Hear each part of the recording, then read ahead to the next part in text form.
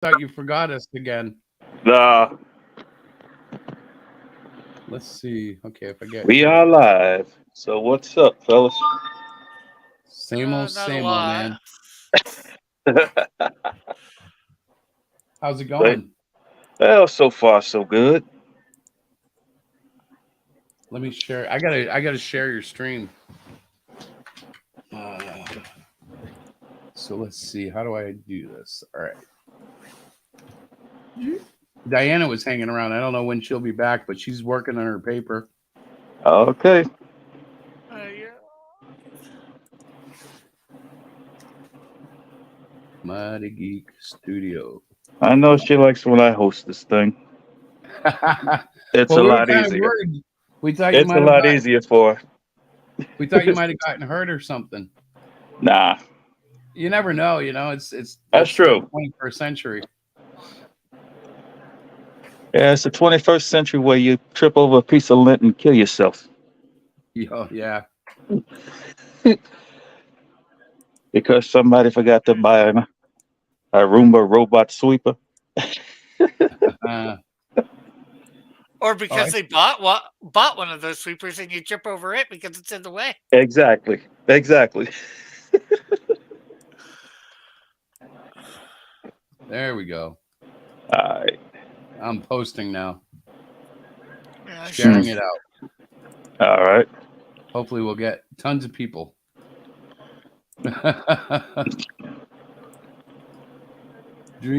Dream, dream, dream, dream. Okay, now it's shared. All right.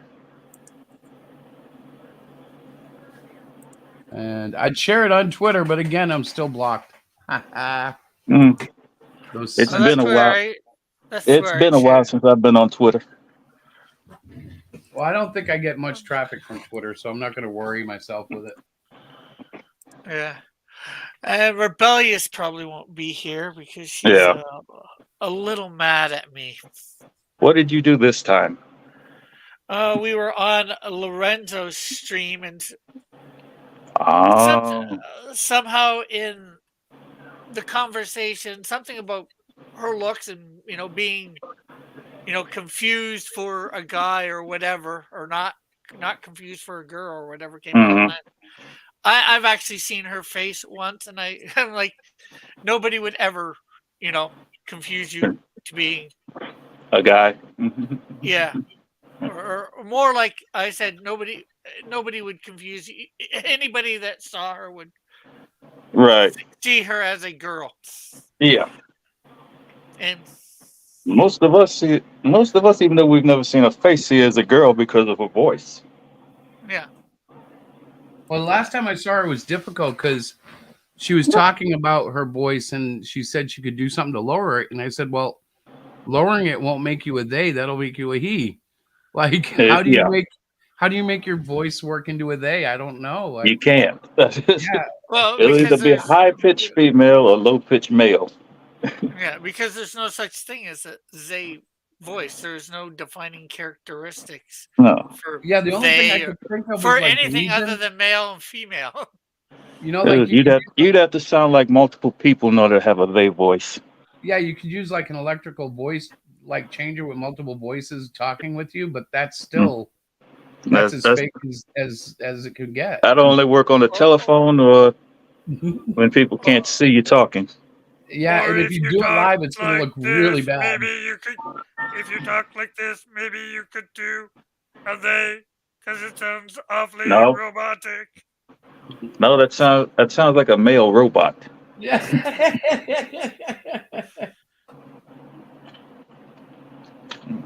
I mean, It's a Rick, if tough you could, thing. I don't know how they're going to deal with that in the 20, as the 21st century goes on. Mm. I only have a few decades left that I could potentially live with it. They got to go Mm. into the 22nd with this. Yeah. They wanted this, so now that they have it, they don't like it. You know that. Yeah, well, it's never happy. You know what I mean? There's a never happy situation there. Of course, more there you, isn't. the more you give, the more they The want, more and they it's want. Mhm. never enough. Yeah. Uh, I just thought I'd let you guys know ahead of time. Not that you're probably super concerned. Oh, Eh, Chris, what is this part of Man Guy? yeah, I'm kind of sketching out the main man guy. Oh, I've got to okay. get his character form down, so like I've got to dedicate some time to just drawing him Mhm. because he's coming soon. Yeah. And I've got to work on it. It's funny though. Do you guys watch any of the old Chinese movies? I guess you could say. Yeah. I discovered one, which I'm sure many of you have already discovered, but the Monkey King series is a Oh, yeah. freaking riot. I know. Oh my god. I've seen it on Netflix. Yeah, I've seen it. I've never seen it until yesterday, and I was like, "Holy cow, what is this? How has Marvel even like got a shot?" Of course, everything I was watching had subtitles, but Yeah, that's the the best way to watch imagination, that one. but the imagination and everything, I'm like, "Wow, these guys are like really nailing it home, and they're Yeah. not afraid to mix their religion in it. They mix Buddhism in it like it was nothing." Well, actually the original story has Taoist elements in it, There you so go. it But like wasn't hard. in Christian or in Western superhero movies, the last time I remember anything that was even remotely Christian was when Captain America said he only knew one God and he didn't dress like Thor. Right. yeah, Otherwise, they stay away from God altogether. Yeah. yeah. I really love that line in Thor. Mhm. Or no, That that was the Avengers. Sorry. That was it. yeah, That was the Avengers movie, first Avengers movie. Yeah. yeah. But he was talking about Thor after he took Loki, and I remember thinking, "Way to go, Cap!" And then Cap turned out to be not Cap anymore. I don't know what happened. He got MCU'd. Yeah. Yeah, Unfortunately, which yeah. is gonna ruin everything. The MCU and then the DC. Hmm. I don't Well, know. I used to be full of remorse for those two companies, and now I'm just like, whatever, get out of the way. well, they tried to turn DC gay, so Yeah. that's which I still don't understand the reasoning behind that. Yeah, You maybe it gotta should go. wonder. Maybe it shouldn't be called the DC. Maybe it should be called the DE. The DE, ooh. Yeah, that would work. Oh God, we're gonna get in trouble. Uh, so what else is happening, Terry? Not much.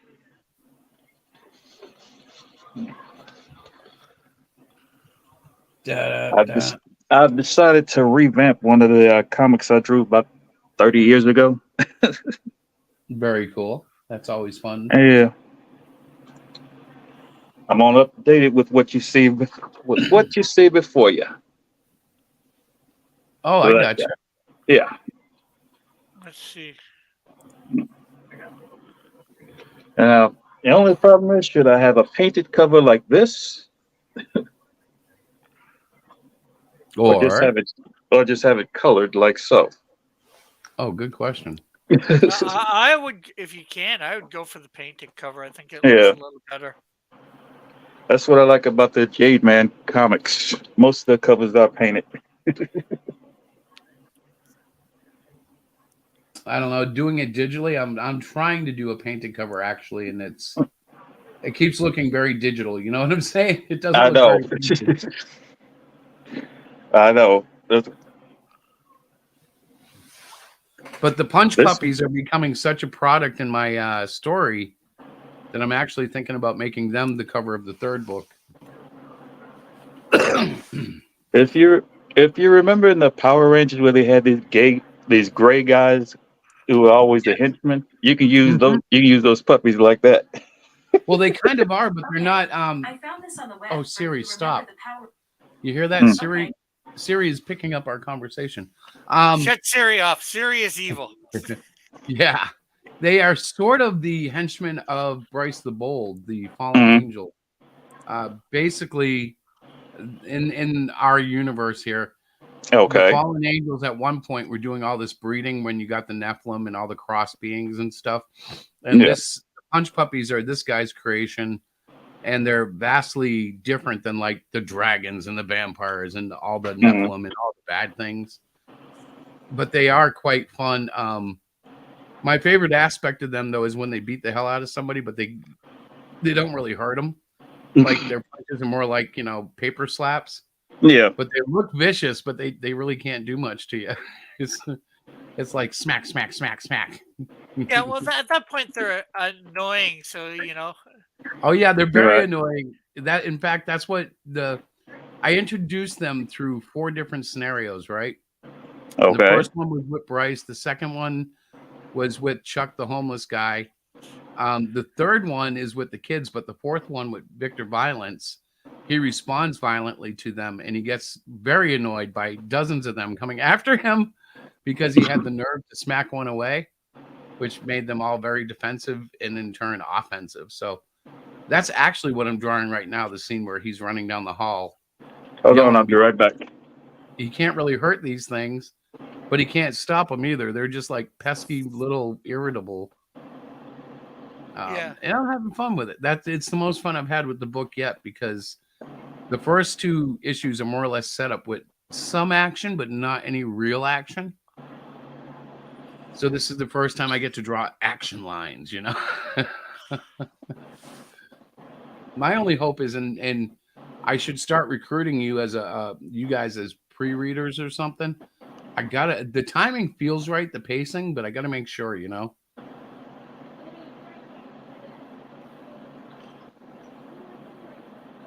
Hey, Diana, I see you're in here too, still working on your homework. All right, I got to shut up and start talking. But Rick, man, it's weird if people aren't talking on his stream. It sounds quiet. Yeah. So next week it'll be, well, I know I just did last week, but we switched times, so I should be doing next week because the week after I'm probably going to be away. I am going to be away. Not even like at home. Well, as you've noticed, I've kind of committed to it. So if nobody like launches one, I'll make that unofficial stream. Yeah. Well, at least this way in advance. So Right. that's like the 24th that Oh, you're technically officially doing it. Oh, very cool. I don't know what happens when we end up both having whatchamacallit on the same weekend, a con on the same weekend. Well, at that point, we should just do like a live con broadcast and say, we're not drawing, but we're here, and come out and spend some money. Yeah. Well, I've checked, and I should be able to this year when you do your festival one in your town. I should be able to get down there. Oh, that would be sweet, man. You'll love it down in Athol. Except we can't find a weenie truck yet. It's like almost a year out. Why can't we find a darn weenie truck in Massachusetts? Because they get booked fast? I'm starting to think they're biased against weenies. I don't think there's enough weenie trucks to service weenie eaters. That's my opinion. I guess you'll all just have to be wieners together. Yeah. It's a community thing. We all need weenies. I don't know what I'm talking about.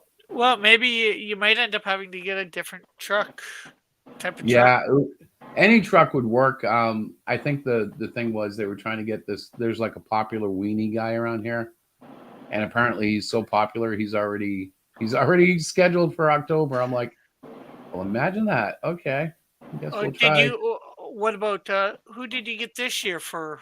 Nobody, because we were so late on the game. Everybody was booked, so we thought February, that's enough time to get somebody for October. So far, we're still looking. So we're learning. Yeah, it's a little different when you do your own organizational stuff. Yeah. But it's cool because there's a lot of shows locally that like we're getting involved in, like Plasticon with Keith Gleason from Mighty Mascots, Yeah. and we can glean a lot off of what they're doing. I mean, Well, the if thing any, is too, using last year's numbers, of people there, yeah, you could also maybe find a way to just hire some sort of caterer. right, and that Because might be an option. I'm not sure because it's not just us; it's also the library and whoever else is involved in the organization that Diana works with. yeah, But between all of us, I'm hoping to have some solution. Last one we bought like a whole crap load of basically prepackaged snacks, yeah, and that was okay. But like, I would have loved to have had a hot dog or a cheap cheeseburger or something. yeah. Well, that's why I'm saying if you hire some caterer to do all that stuff in advance, Yeah, your numbers, maybe you go a little bit above the right. number, and And you that's set up a booth inside the city hall or wherever for them to serve that from. is a real possibility, but it's going to really depend on. I don't know Yeah, what it's going to depend on. Like, that's more or less the business side, so I don't touch it. yeah, If they don't make me, if they make me touch the stuff, I'll get involved. But it's not anything I like to do. Business stuff, yeah, yeah.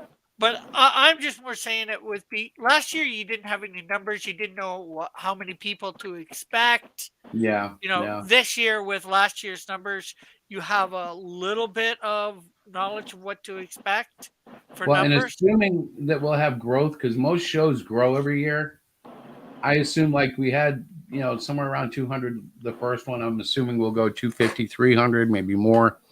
And hopefully, if everything goes well, it'll just keep growing. I want to get the kids locally That's almost involved so they can start, growing it through their networking, Yeah. And that's why, you maybe get it catered for say 300, because of growth, potential growth. If you have leftovers, then maybe you can just give it away to a food bank or something. Oh yeah, heck yeah. Or, We've got a good organization network locally, like the Salvation Army organizes a lot. There's a couple other churches that get involved. When we did our street ministry, that's where we did. We networked with all of them, yeah. and they're still Hey, there, still rebellious. helping. Hey, Hello, rebellious. rebellious. How is they today? Mhm. That was a rhyme, a poem. I'm a poet and I didn't know it. Actually, I did know it, but I'm not a good poet. So you're a minor. So you're a minor poet. Yeah, I'm in the minor leagues, man.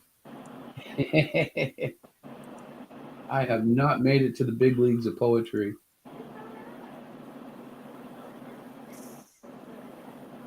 Which is okay. I mean, I would just screw it up anyways. I'd get mad and write angry poetry. Nobody likes angry poetry, right?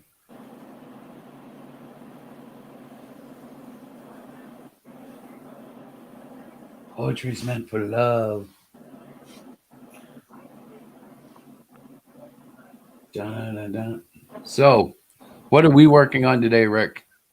I'm trying to get Kung Fu Kitty drawn in this panel here. Who is Kung Fu Kitty? Kung Fu Kitty is one of the characters I created for my manga, my hair manga. No kidding. I like it. There's Kung Fu Kitty, Amazing Girl, Oceana, or Oceano, and well, Piper, which I've had for a while. You can. I got to tell you, anything like Asian entertainment related right now, I'm eating up like a pig. So Kung Fu Kitty just perks my interest right away. Here's a look at Kung Fu Kitty. Her look. Ooh la la. Let's see if She's got one of those mini long skirts, right? Sort It's of, I like a guess. I'm tunic, not but sure. it's a skirt. Yeah, I'm not sure what I'd call it. Give me a Just second. call it hot. Just say it's hot. It's fashion, baby. Have fun with it, man. Yeah. Let's see. I know I got the other one somewhere. Doo doo doo.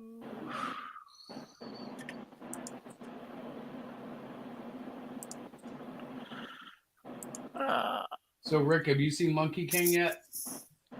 No. We may have to have a watch party and watch that. Although Uh, it's like you have to read all the subtitles, so it's weird. yeah. But the story just goes like in Japan. Apparently, demons don't mean this quite the same thing as they do in the Western world. Yeah. I've And- learned that from Metal. Yeah, and they have like these demons that are fighting, and like the spirit of Buddha is involved, and they have.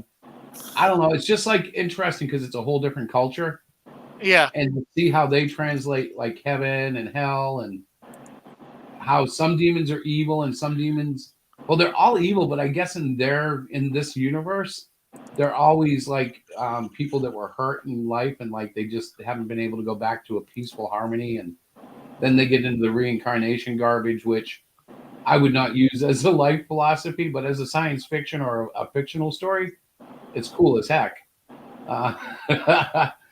But I'm like, yeah, that's not how like God works. But okay, for the sake of the story, I'll go along with it. And Yeah. it's pretty funny because like they actually have like the last one I watched of Monkey King. Buddha put him under the five-finger mountain for 500 years so he could contemplate his errors. And I'm like, that's a weird way to end the movie. Like in America, that wouldn't fly. Like we would want good Well, over evil. it might fly. Look at it, although it's a bit old. Invasion of the Body Snatchers. I The don't Body even remember it, but Snatchers I do won. remember it. Did they really? Because I Yeah. remember the name, I don't remember the movie. I'll have to check that out. I didn't know they won. Bastards. So how do we know we're not body snatched? I don't know. What if we found out we were all really aliens and we just didn't know it? Nobody told us. We'll get a call tomorrow on the phone. I think Terry was talking, but I don't know. I heard something for a sec, but he's away from his Yeah, so we might be talking in 3D. Yeah. Anybody heard from Tim lately? He was by my show on Tuesday. Cool. It was weird after he was on our show Wednesday. I got a DM that said he was sorry for getting so basically upset with people, but I didn't think he did that bad. No, I thought we had a pretty good stream. So here's Amazing Girl. Amazing, dude. She's got she's a speedster. I like how the A covers her cleavage, making it a wholesome costume. Yeah. I can't help but play a little bit today. And here, although she's not as old as what I really need her to be, but this is Ultimate Woman. Very nice. She How old is. does she need to be? Well, she is the mother, at least, of Amazing Girl.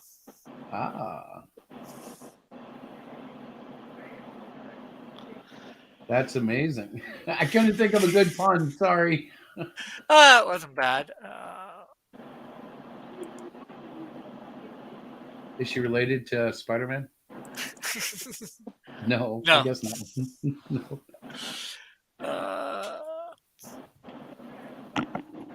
Dun, dun, dun. Yeah. It's Mighty Geek that's live. Oh. We switched over to Mighty Geek because it was him that was supposed to be hosting it today. And now he is. Pardon? Yeah, it should be.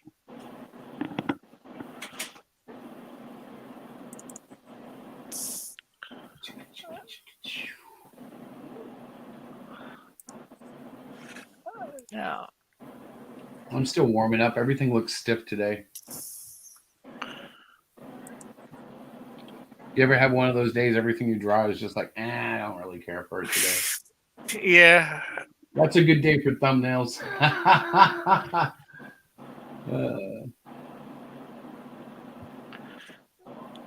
But I've been up since like 3:30 drawing, trying to figure out how I want to write out the last few pages of issue 3 so Diana can proof them. And I still, every time I script them, they don't feel right. So I got to go back and adjust the art and the script. Because I'm trying to make sure the pacing is perfect. And Yeah. for me, it might be, but like what I thought was perfect last week, I went in and I like chopped out, God, it must have been 8 different sentences that really didn't need to be in the dialogue. So I know I'm still in the maturing process of issue 3. I usually try and make sure it's the right dialogue right from the beginning. Oh, not me, because what happens is when I get in and I start drawing the art and I'm squeezing the balloons together, like sometimes, for instance, I was drawing a scene this morning and Chet Memes, the kind of like the antagonist on the kid's side, right? He's monologuing to himself in thought, and I realized I was creating like this extended wall of text. And so I went through and there were all these little things like I didn't need. Like he was talking about how he was hoping everything would work properly. And in the middle of it, he goes, "Oh, so far so good." And I'm like, okay, I can take that out. And like he was talking about how the equipment in the castle is like state of the art 1940s tech, right? But Yeah. the way he phrased it was, this is state of the art World War II microphones and sensors. And I was like, whatever I had written, it was just way too wordy. So Yeah. when I look at it and I'm trying to squeeze it in a balloon, I'll often do the on the spot. I don't need all that. I need to cut it down, or else I'm going to cut out all my background that I worked 2 hours on, like for a Yeah. 2.5 by 3-inch background. It's like fudge. Yeah. Well, unfortunately, sometimes I get what you mean for that. Sometimes I try and do that depending on, like you said, if I'm cutting out what I figure is too much of the artwork, but sometimes you can't. Yeah. So, although this isn't the magnified version, here is Piper. So your main character is Robin Hood, huh? Well, no, based off the Pied Piper. Ah. I've always wondered what kind of pie it was.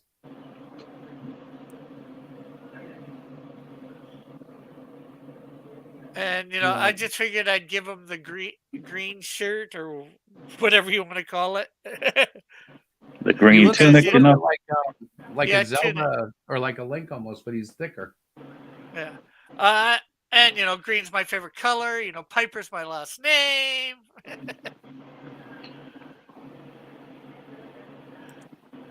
So it has nothing to do with the female writer Piper. No. Not even close.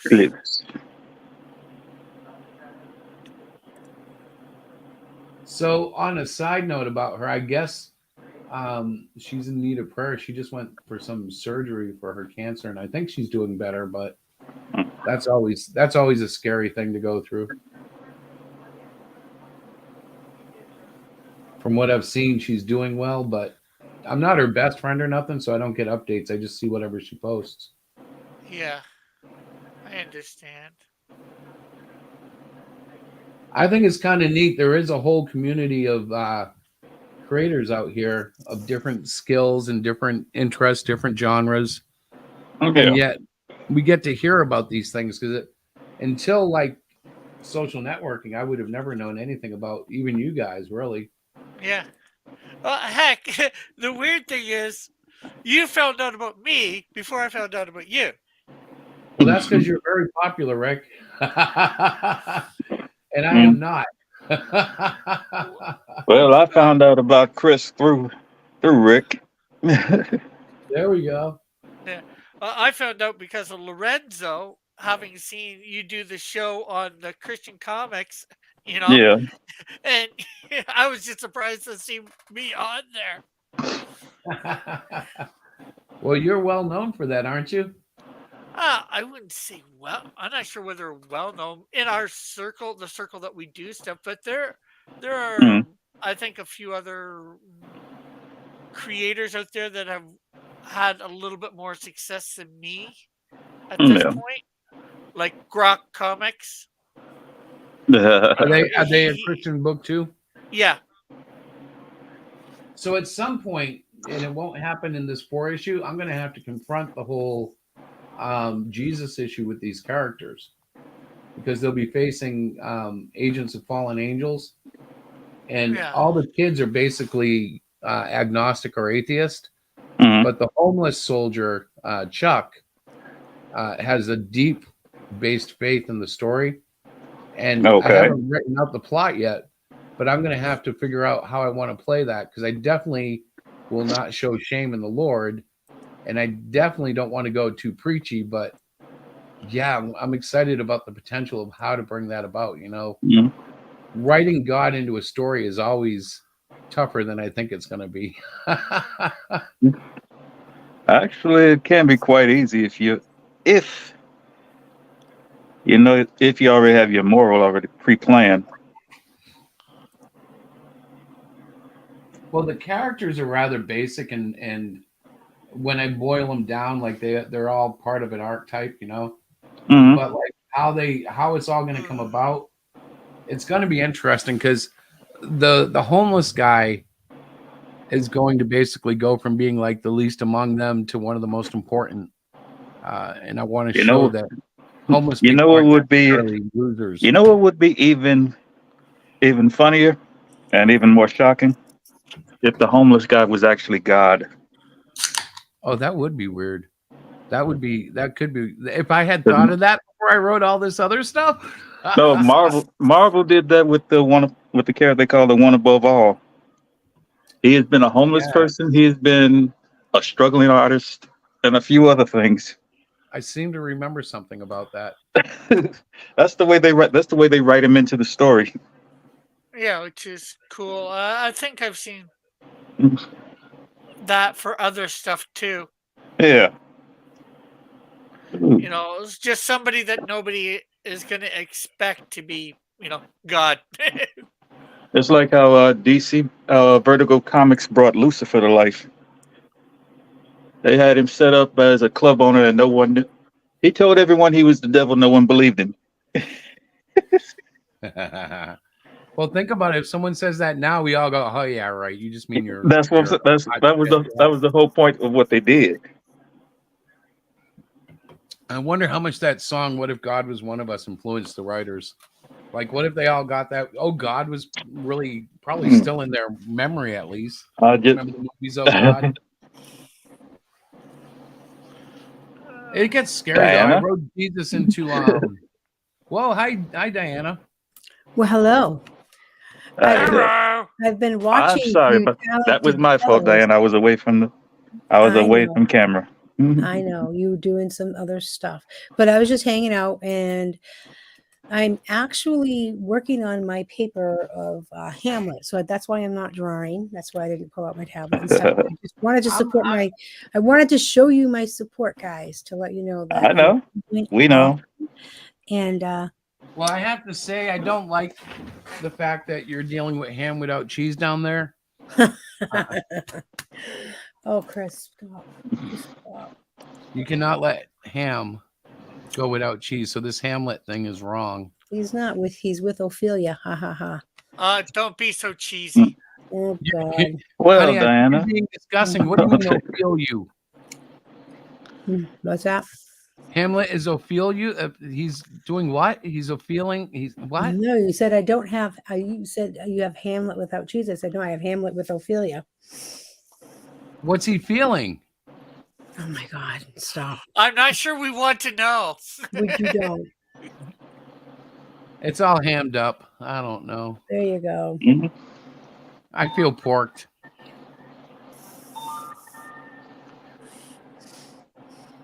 Well, Okay, now it got quiet. I probably should have kept my mouth shut. No. Yeah, you just had to ham it up. Yeah, You have to understand, Hamlet is a twisted emotion. it is. I'm just trying to bring home the bacon. Oh, No. God. Then I can fry it up in a pan. And never forget that I'm a man. I can't say the next line. Do you remember the next line, Diana? What? You don't remember the next line. No, because I'm working on my paper, so I'm sort of listening, but Mm-mm. we have to The next repeat. line is What I'm do a you woman. What do you have so far? I have about 3. I have 2 pages of 7. I am only supposed to have 3 or 4, so I'm gonna have to cut it down because I'm not quite done. But in all fairness, when you're using quotes from the play and you have to set it up in a block quote, it extends it. So if I was to fix the quotes, it wouldn't be so long. 3 to 4 pages. I might have to. So yeah, so basically it's Hamlet's madness, and I chose 2 characters, Hamlet and Ophelia, to talk about their madness. So that's what I'm doing. You may not be surprised by this, but I've never ever read Hamlet. That's all right. A lot of people haven't. I haven't either. I mean, I kind of honestly, feel like I've neglected the classics now. Well, it's interesting because the course has kind of directed my viewing and reading for the last 8 weeks. So I have to into the classics of Shakespeare. Well, I know the guys can't tell, but when she's offline, everything becomes very Shakespearean. So she'll say, "Do you want it dinnereth this evening?" Eh?" And I have to answer yay or nay, or else she doesn't understand. If I say yes or no, she's like, "Aye." Yeah. And I say, "To beeth or not to beeth? That is the question." To eat or not to eat? This is the question.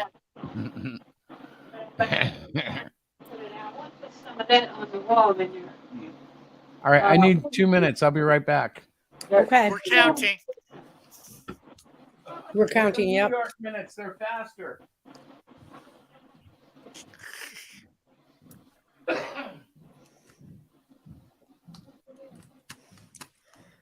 I have decided to revamp some of my things that I'm doing here because it's too long. Too long, too long. 26 through 41.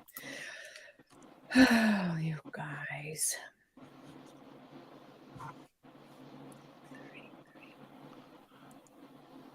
I'll do 31 then.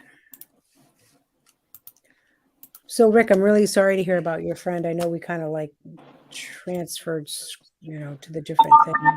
That really stinks. Yeah. And it's sad when you hear it's something like that. Yeah. You know Well, what I the mean? great I've thing- had friends like that before where, Yeah. it's just you The find great out. thing is he knew Jesus and was a follower, so There you go. going to be able to see him again one day, which Absolutely. Absolutely.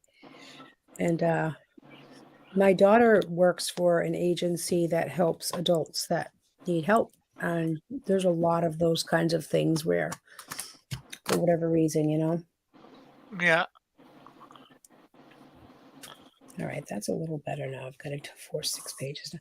So what I'm doing is I'm going through the block quotes that I took to back up my my writing as to why I don't think Hamlet was mad. I think he was actually very intelligent in that he used madness as a ploy to get revenge on his the king there.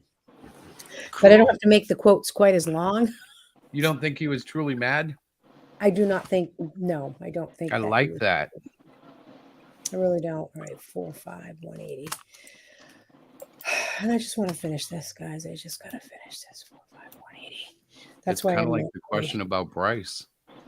Huh? Is Bryce the Bold truly a changed fallen angel, or is that just a ploy for something else? I don't know. You bring really playful there. Well, my thought is that he's actually, his motives are not nearly as beautiful and true as he wants to make them out to be. it's more about self gratification than it is about doing the right thing, which is Yeah. something I want to play out because by the time the story's told, I want there to be enough meaning so people remember like the names of the characters and their story arcs. And I don't think I've really accomplished that yet with the characters I've written thus far. So it's important to me to ingrain like certain things. Diana got to witness an add-on this weekend, and it's not yet put in the book, but at one point, the punch puppy that finds the teenagers is going to reach out to hold their hands, and of course there's 3 teenagers and only 2 hands. So the scene will get to where Kyle is faced with the choice of holding Yoshi's hand or Vinny's hand, and it's going to be fun because in it I'm going to show a little bit of blushing in his cheek. He's going to stutter a little because he's got this raging crush for Yoshi, but he's being as cool as he can about it, you know. And Like it's most of us guys. yeah, and like it's funny because I didn't script that or plot that. It just came up. Like that's what I'm talking about. I'm drawing the story and I'm like, oh, this would be perfect. I need to put this in here because it's a callback to the fact that he's got a crush on her. And for the last 2 or 3, you know how like you do scenes with characters as you're bouncing back and forth? Well, Yeah. the last 2 or 3 scenes, he hasn't really been affected by her because he's been in the castle doing his thing. And like it'll be nice to call back and show that yes, he's still a bumbling idiot for this girl. And that's gonna work in like there's so much. Honey, stop me before I ruin everything. Yeah, stop. Because there's so much I want to say. Yeah, I get what you mean. Well, there's this whole other aspect, Rick, that like I haven't shared with everybody that like it could really, if Manguy is to become even 3 times, 4 times more popular than Cyclopean, I'll be able to explore it all. And I'm in love with it. It's like the whole concept is just, and it intermingles very well with all the tropes that I love from the 80s. So it's going to be el perfecto for me, at least. Mm-hmm. Hey, Lorenzo. How are you today? Lorenzo's in chat. Yep. Yeah. Hey, Lorenzo. Oh man, I didn't even see all the all the chat. I didn't know all this was happening. I'm sorry. Yeah, I was drawing. It's not a lot of your duty right now for chat. Yeah, Hey. Terry. You just Hey, is did. that your mom? Yeah. Hi, Mom. I'm guessing she can't hear me again, right? Well, she's got you on the TV out in the living room, so she will have heard you. Oh, Couple if I talk seconds. like this, can I make your living room rumble? I don't think so. Some living rooms have like those deep bass speakers. So you can really mess them up. Actually, though, I was thinking about that. I've got to improve my microphone or my sound processing. I think a little of both. No, you don't. Oh my I do. I want to sound like Casey Kasem. You're gonna When be I talk, I funny. want your headphones to rumble. Rumble! Yeah. Don't you want to feel the sensations of a deeper voice, honey? No, I'm good. Thank you. I think you're just hearing dollar bill signs going off in your head going, Chris, finish one project before you start another. That might be something you'd think. So you guys on my screen, you can see this is like the Manguy Yoshokin 3 pages. I still have practically the whole rest of the book to color. I have about half of it colored. Oh, I can play with this a little bit. Yeah. This is, I don't know if this is going to be anything, but I'm working on concepts for the cover of 3, and it might include the Punch Puppy. This is Pin Wu, who is a very special Punch Puppy, because he can transmit certain things. It's going to be a lot of fun. And he can be made into a toy rather easily. Yeah. I was thinking, though, they all can. It's you're just gonna probably, I'd say, have to do the generic Punch Puppy. Well, at the thing first. is, if we can find the right plushy balls, like we could get multicolored balls, and then the other parts are very generic. The hardest thing I think would be to get the arms because they're going to be needing. We need to either make them like solid or something that's bendable that holds its shape, like a wire-based rubber thing. Yeah, You know, like the old bendable dolls they used to have. yeah, like Stretch Armstrong. Right, but like the hands, I think we can find white gloved hands, and I think we can find doll feet that would look close enough. And then it's all a matter of how do you pin it all into the doll without having it fall out. But it might be rather easy. You know, it could also be rather costly, which might be prohibitive. But let Well, me at see. first, if you just do a plushie with plushy hands, don't worry about the plastic. Don't worry Hey, about Chris. extending. Lorenzo had a question. I'm sorry, guys, but I know you're not seeing the chat about these. A punch puppy. You want to explain that? So the punch puppy is a character that is a breeded creature. His actual name from his creator is a dodo ball because of the creatures that it combines. But the local homeless people who sleep in the castle call them punch puppies because they're sweet as puppies until you tick them off. If you hit them, push them, make them feel unwanted, they're liable to attack you. And the real joke is they're so weak that like their attacks are just a series of like slaps that don't really hurt at all. But that's It's where like less than mosquito bites, right? right. Yeah, not even mosquito bites because those will itch later. But these they don't do much harm at all. It's like, oh, okay, you're angry little fella. But there's some of the multicolored. Now these are flats, so they don't have any lighting effects yet. No shading, just boom. But each color, of course, to go along with every trope ever in fiction, each color will have a slightly different focus on their abilities. So the green ones in particular are kind of the fighters, and the red ones are kind of like the empaths, and so on and so forth.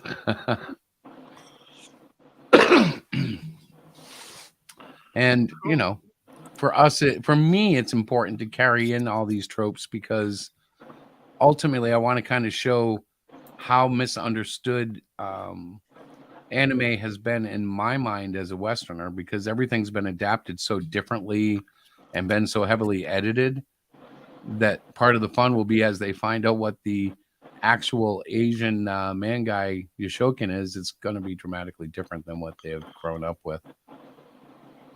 Like when you find out Power Rangers isn't really Power Rangers at all. What is it? It's Super Sentai. Thank you. I was going to mispronounce it. That's why I was stumbling. But like that thing's been around like 20 years longer than the Power Rangers. Yeah. And the Power Rangers been around like 20 years now or more. Yeah, it's like incredible, really. The mileage they've gotten out of that IP, and really that IP wasn't all that original when it started. There were already groups that were based on colors and different robot angles and spirits and animals and this, that, the other thing. And so it's like the genre is kind of amazing because it's been beaten to death and yet it still thrives. Yeah. So well, Lorenzo had a question. Yes. He wants to know, is Punch Puppy from Japan? Well, in reality or in script, because in the book I don't know. it actually comes from a comment, Japanese island. In the book, it comes from a Japanese island that has like these specialized animators and creators. In reality, it comes from this guy who lives with his wife in Massachusetts, who just created it to kind of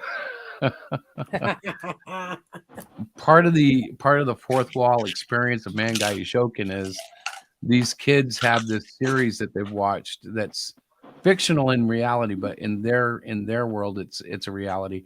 So no, it doesn't come reality. it doesn't come from Japan at all. It's just something that I created.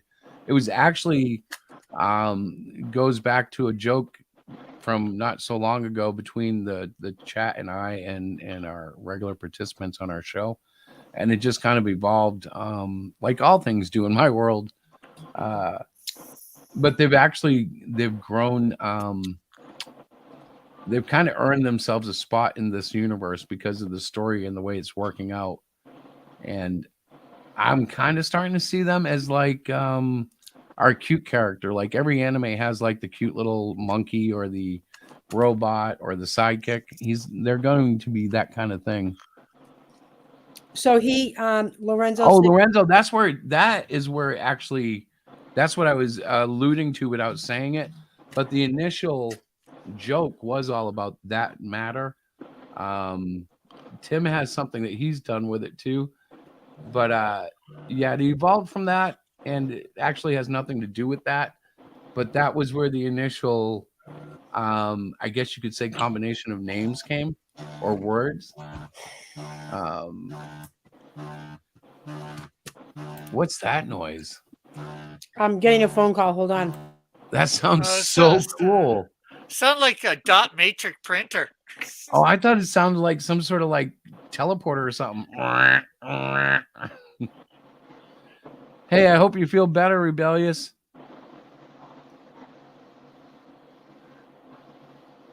They use correct English there. I would have said I don't feel good. She said well, and I believe they said well. And I think well is the preferred English.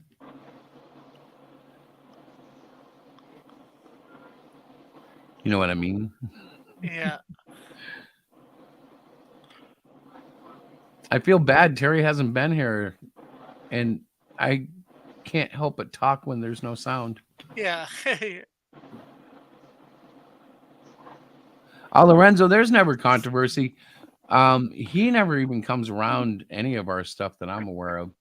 And anytime he has, he hasn't since our last conversation. We had a nice little conversation on Twitter where I really was able to explain my feelings on the matter. And I think the air is clear. I don't know. I don't worry about it. And I would encourage you not to. He's a reality of indie comics. He's not going anywhere, but neither are we. So it's like, coexist and enjoy life. Have a sense of humor. I mean, I've had to since the whole Comicsgate TM thing fell apart. A lot of people took. EVS said that I was the way he said I was autistic, and that's why he wasn't suing me. And I know a lot of people got confused by that because when they hear autism, they think severely disabled. But there's like a lot of different levels in autism. So when it comes up in side conversations, I'm going to remember that and hopefully be able to explain that. Maybe I can help clear up confusion about it. Because autism isn't an instant, oh, you're institutionalized and disabled. In fact, the most mild of autism, Asperger's, you wouldn't know except if you saw the consistent personality traits that arise in their lives. Diana could tell you a few things about that. Before I was diagnosed, I was driving her crazy and she was going to divorce me. Oops. Thank goodness for the diagnosis. Saved everything. Yeah, and then once you had the diagnosis, you were able to get help and deal with it properly, right? Well, we did go to a psychologist and stuff, but that really wasn't helping. But what did help, I actually went through like a 3-day depression. I went to church, and an elder in Christ kind of made me feel better about it, because God makes you as he makes you for a purpose and a reason, and you're not defective. You're perfect in his vision. And after I got that pep speech from the elder, it kind of came together, and I was able to deal with it better. Like, instead of constantly being in an autistic haze, there are times when I can separate myself from it and go, okay, you need to calm down and recognize why this is affecting you the way it is. It's not because it's that bad. It's because you perceive it's that bad, and yeah, Lorenzo, I don't think any lawsuit against me would have worked, but I sure wouldn't want to go through the litigation, and the cost of defending oneself in court is never good. Who wants to put money into a lawsuit when really we want to make books and just build our own, our Comic own IP. universes.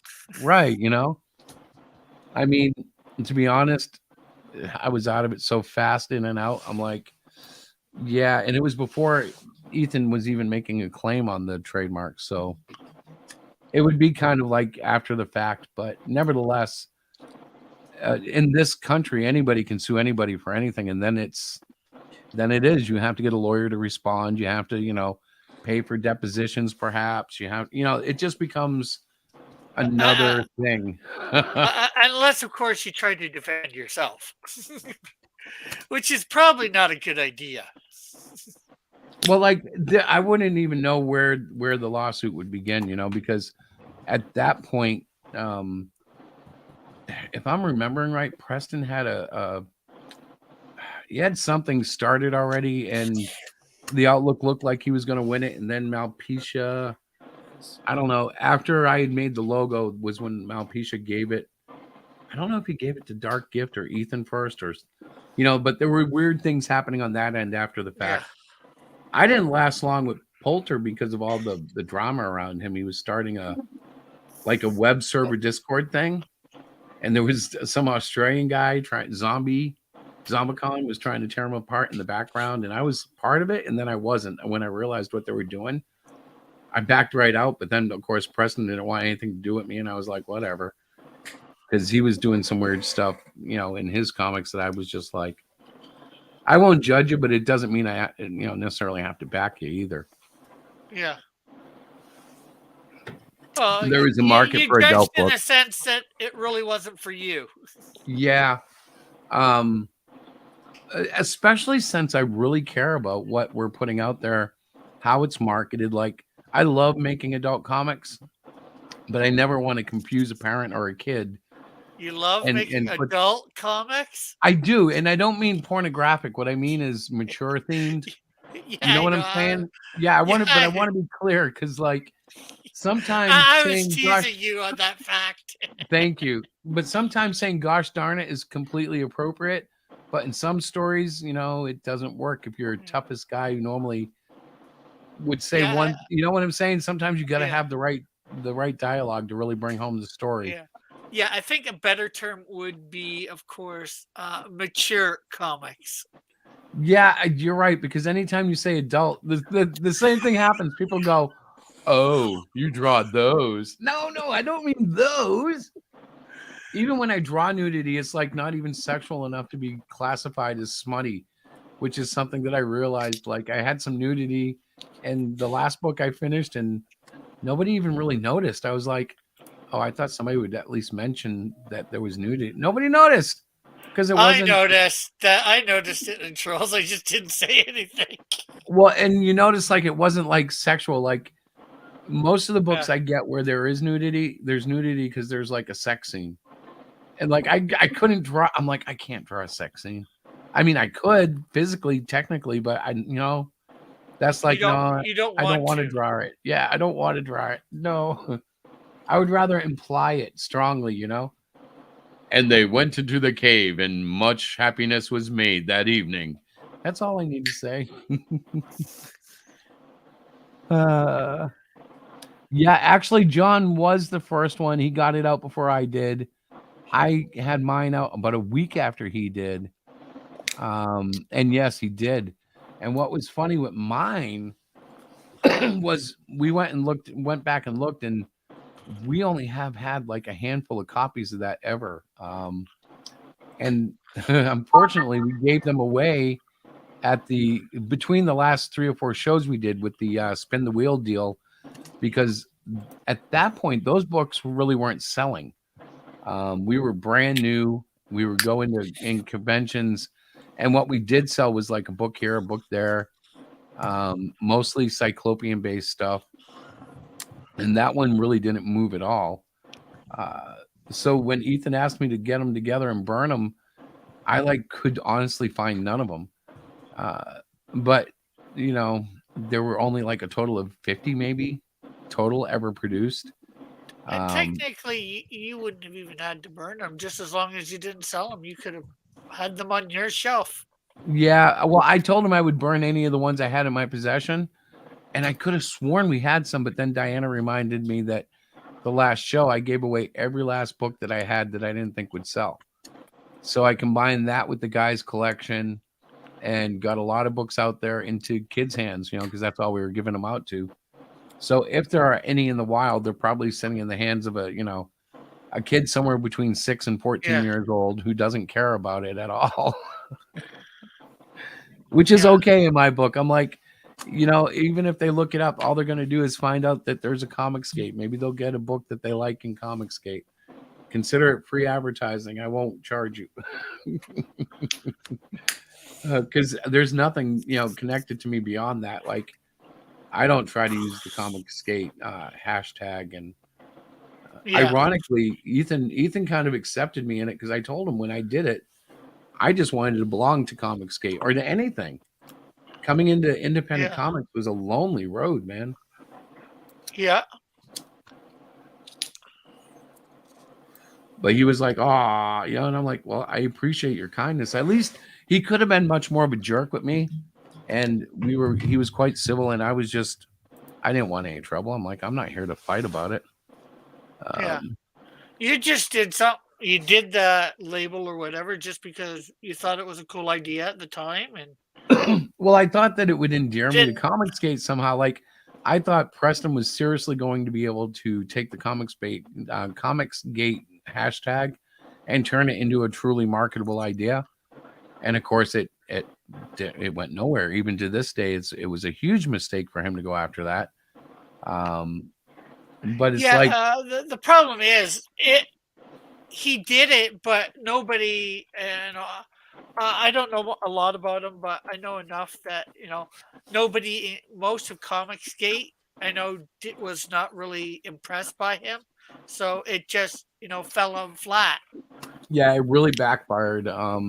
I think he thought people would jump in, and they really didn't. Yeah, he thought just because he had the Comicsgate label or whatever trademark that he would suddenly be able to get more people. Well, he didn't. Yeah. And I probably could have told him that beforehand. And I probably should have realized that beforehand. But on the other hand, I'm not sure when you got in, but you might not have realized all that drama around him. Well, I knew there was drama around him, but I really thought he was going to be able to pull it off. And when I say pull it off, I don't just mean the legal maneuver, but I thought once he had it legally, that people would come around. And I guess part of the problem is he's never really had a true legal handle on it. He had some sort of expectation of winning it, and then he didn't. It clearly suddenly went 180 against him. Yeah.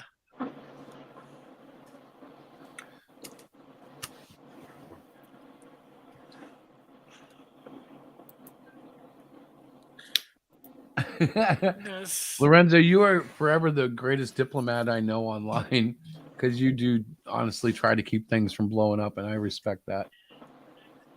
I'm almost like a powder keg, if I'm too close to fire, I blow up. Doesn't even have to have anything to do about me. That's why politics are deadly for me. Yeah.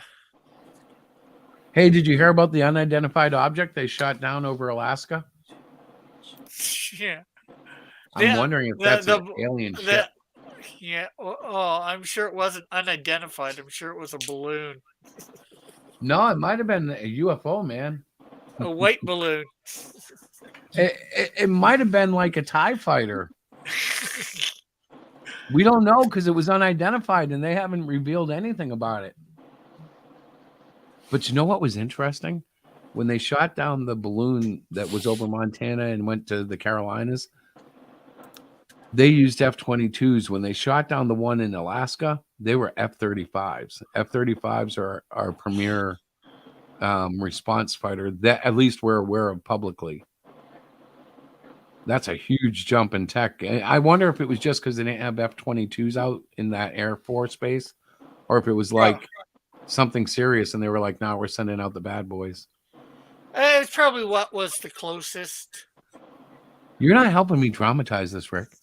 I'm suggesting this was an extraterrestrial device, and you're just like, "Nah." It was all they had available. Hey, I believe in extraterrestrials. I believe there's life on other planets. But You know what? I actually think angels verify that, because Yeah. in the Bible, angels aren't actually human, and they're not actually tied to this world until God makes it. So it's like, in a sense, aren't they alien? yeah, but that's not in the way that I mean it. I know, but still. I believe there's actual aliens. Now, whether they visited Earth or not, that's a different story. Do you believe in the whole gray skin, big eye thing? I don't know. Yeah, I don't know either. That could possibly be demons or whatever. I'm sure demons have gotten mistaken for quote unquote aliens. And I You bet you know. they would fake it too. Yeah, I mean, they'll pretend to be your uncle. They will pretend to be, excuse me, yeah. extraterrestrials. They'll do I'm whatever sure. they can to deceive you and take you off the path.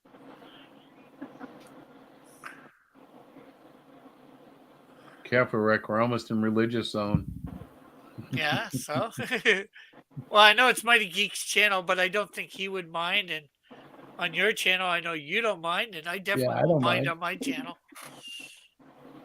We might offend someone though. Let them be offended. Amen. Oh boy, I'm here we go. I'm not going to apologize for my beliefs or opinions. I will apologize for my breath after an onion sandwich, however. Don't even apologize for that. Rick, you are a bad man. Now, if you've actually done something wrong, apologize for that. Well, what if it's really strong onion with tuna fish? Oh, that would be really stinky, by the way. Because it's not wrong to eat an onion sandwich, and it's not wrong to.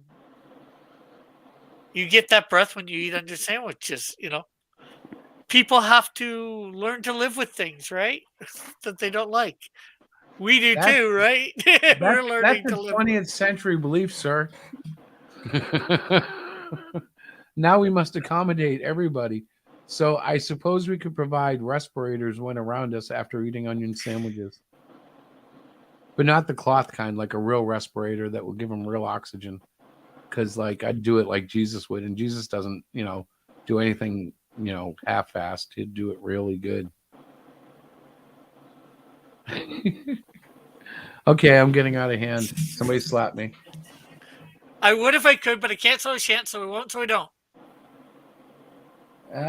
Miss Diana's not paying enough attention, otherwise that'd be history. She could be up here already smacking me down. I am paying attention back. Uh-oh. I'm typing away over here. I'm trying to finish this paper so I can go on and enjoy the rest of my weekend.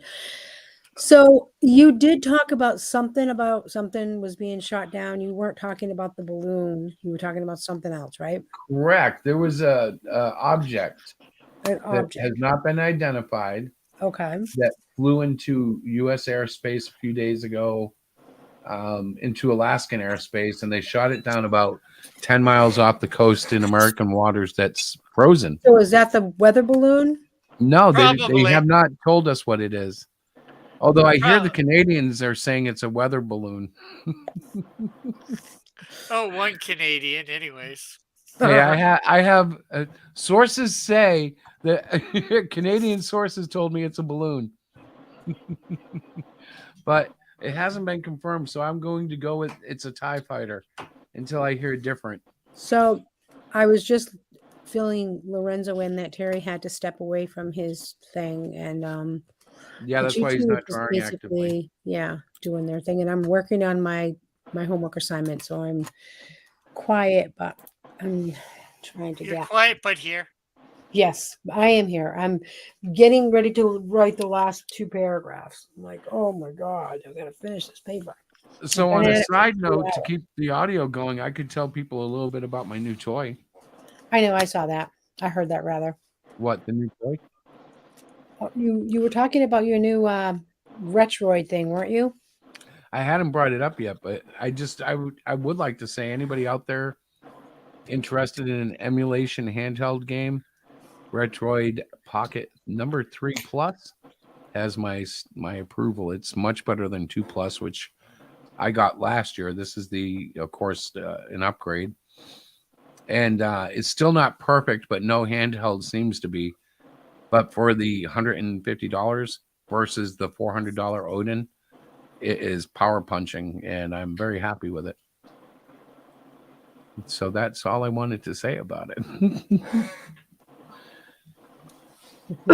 Mine is yellow. It's supposed to be orange, but every edition they make, the orange gets more yellow. Isn't that weird?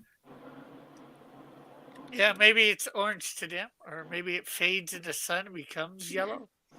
Yeah, there's something weird about it, but I don't really mind. I like it. But like if you compare the R2 Plus or the RP2 Plus, the last one I had, to this one, you can visibly see a richer orange in that plastic than this plastic. And if I hold this up to like a really yellow, paint swatch, it looks more orange, but on its own, like on other colors, like right now I have it on a green mouse pad, it looks yellow as can be. Yeah, but I would say, aren't you glad you got it? I am very glad, and it's amazing because people will, rebuke me, but I thank God for it. I'm like, this is so cool. Thank you. Like I'm happy to be alive in a time where I can have 4 different video game systems in one machine. Actually, I can have a lot more than that, but that's really what I play. I play NES, Super NES, PC Express, and Genesis mostly. Yeah, and that is a $150 US you spent.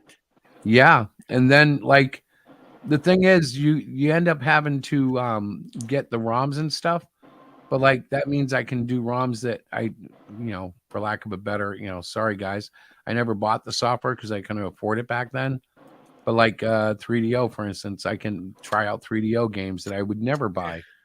And I don't keep them because I didn't like any of the 3DO ones I found, but it was neat to be able to finally say, oh, now I see why people were into this or didn't like that, or Yeah, like I played you some know the- video games back in the. do you know the Atari Jaguar? I was I've heard of so it. in love with that. I thought that was going to be the bomb when it came out.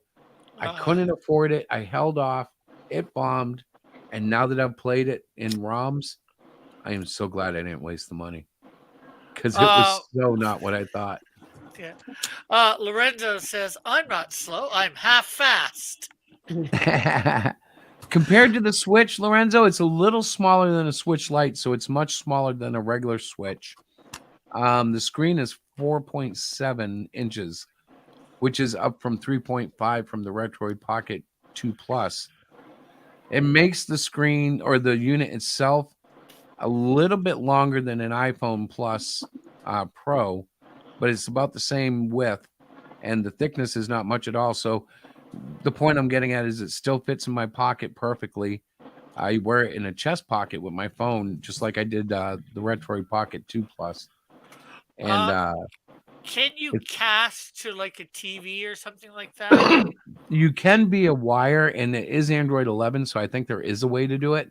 I just haven't been able to take the time to figure out how. But if I go mini DVD or mini HDMI to HDMI, which I have a plug, a cable for, I can plug it into any TV. Yeah. The only drawback there, what's that? So you can see on the TV, but you still have to probably look at the small screen to play. Well, no, you can see it on the TV and play it. The thing is, if you're going to use it and you're using just the unit, you have to hold the game to play it.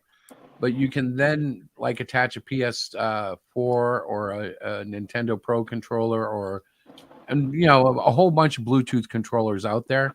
You can connect it to it wirelessly, and then it acts just like a home console, which is mind blowing. So what are you doing with your old one? Right now, my old one is sitting at school, and it's going to be part of the display that we run from February, probably until May. And that's going to be a video game display. So the last one we put up was laptops and computer parts. So we had like laptops taken apart and all the motherboards and keyboards and stuff showing in a glass case that's locked, of course. And the kids loved it. So this time we're gathering up all our classic machines and all our, handhelds and stuff. And we're just going to load the cabinet with all these video games. And I guess our goal has become to make kids stop and go, wow. But yeah, we're looking forward to this one. Because the second they see any controller they recognize, it's going to pump the brakes and they're going to start reading the little signs that we put with it. And Yeah. hopefully at the end of it, I really would love to have like an arcade day Yeah. between my Oh, 2 Retroids, my RetroPie, the Switches. I could set up like half a dozen computers on my own or monitors that they could play games on. But I have to get approval yeah. for that. And they all have to be soft games. You can't have shooting and no killing. So it limits a lot of it, Put Frogger up. You should be all right with Frogger. If I can get the splattering of the frog past the admin, yes. And I might be able to. But like I was talking to them about Super Mario. And it's a fact, Super Mario shoots fireballs. So even though they bounce in a funny manner and they're not really a bullet, it's something that they're going to have to be, thinking about. And since school has zero Well, tolerance, it's likely not going to be making the grade. yeah. Well, you also got another problem. Super Mario does have bullets on the latter stages coming at him. Right. That's right. There's nobody at the other end of the gun that you see, but they shoot these. Yeah, you're right. They're huge bullets, little bullets. That would be a problem. And we hadn't even gone there yet. We were just talking about, Super Mario himself. And even Mario Kart, like, can I get away with running that, or will the power-ups upset somebody? So there's a lot to consider. F-Zero would work, only because you don't see any actual death. The cars blow up, but we could always say they're remote control and probably get away with that. And there is Yeah. something to be said about cartoon violence. Like Super Mario has been accepted for what? It came out in the 80s, so 40, almost 50 years. Yeah. Maybe it makes the grade because people just accept that, they know it's fake, but Yeah. It's stupid for some of that stuff. The kids go home. Most of the kids go home and play these games, or a good chunk. well, I'm picturing like at worst we'll have like Pac-Man, we'll have Tetris, we'll have Breakout. And then it gets really like, per game basis. Like I would love to put Bomberman in there, but Yeah. Bomberman would not work in the school for obvious reasons, even though strategically it's a fantastically fun game. If you could switch it like to, I don't know, hockey pucks that drop melters that bomb the ice somehow, but you can't really do that because it's all, yeah. Or Tetris. Did you say Tetris? Yeah, I did say Tetris. Yeah, that would be a biggie. And it's funny though, the Tetris itself, there are like 4 or 5 different versions, like Tetris World, which is the one I'm thinking of is a 3D Tetris. There was one on Virtual Boy too, but that one we should not talk about. That one was awful. Lorenzo says, I don't think these policies make schools any safer. Neither do I. No. And I'll tell you what, when the studies came out after COVID about fear, and I talked about this briefly on Wednesday, I think the kids were more afraid to go back into society than the senior citizens, while the kids were the ones least susceptible to it and seniors were most. Yeah, And that kind of that's goes because they made it so they played on the fear of the kids. well. And if you think about how we've raised children, you don't confront opposing thoughts, you shut them down. You don't agree with anything that like the establishment disagrees with. Like we've set up our kids to have a huge rebellious generation now because it's become so lockstep. Like, and we've seen this before, like when Christianity kind of went nuts in the 80s and there was a huge backlash to the like Million Moms march group that was boycotting products, and that's how they were pushing their will into society. Well, now we're seeing it from the other side, only it's a much bigger crowd. Technology's bigger. Communication is far more advanced. So when they boycott something, it doesn't take 6 months to a year to even get around the nation. It's around in 20 minutes. It makes everything much more dangerous for everybody. That's why Yeah. I Well, think these that's why be companies are stuck right now. well, the companies that are the SJW people that want to boycott this, they have no real staying power. They say they're going to boycott or whatever, but they don't not usually buying this stuff anyway. So you've already sort of been Yes. boycotting it, you know. Disney's been in trouble for that now because they've been pushing, the woke agenda, and now it comes out with all the cooking of the books and stuff that, just like we've seen in comics, the woke crowd is very loud, but they don't often back what they're protesting. So like they'll say, oh, this is terrible, don't buy it, yada yada, but nothing changes. Like the customers who would have bought it anyways still do, and the ones who said that they're backing it because they did this don't. And what happens is if they go and support the silent or the small loud majority or whatever minority, if they support the woke, they lose all the unwoke, and the woke won't support that hole. They can't fill it.